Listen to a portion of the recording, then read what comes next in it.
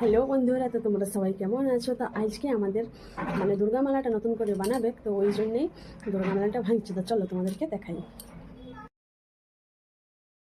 তো এই দুর্গা মেলাটা অনেক দিন পুরানো, অনেক দিনের পুরানো মন্দির বটে। তো এটা ভাঙে আবারও নতুন বানাবে।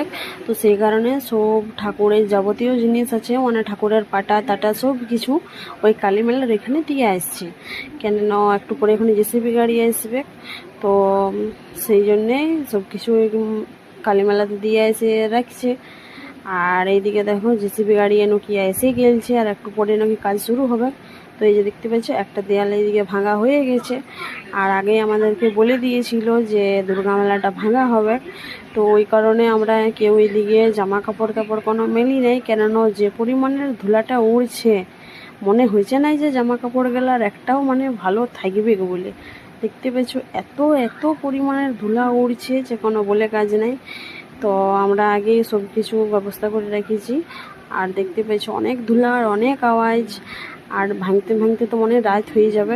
আর সত্যি রাতও হয়ে গেছে, তাও দেখতে পাচ্ছ এখনও একটা দেয়াল ভাঙা হয় নাই।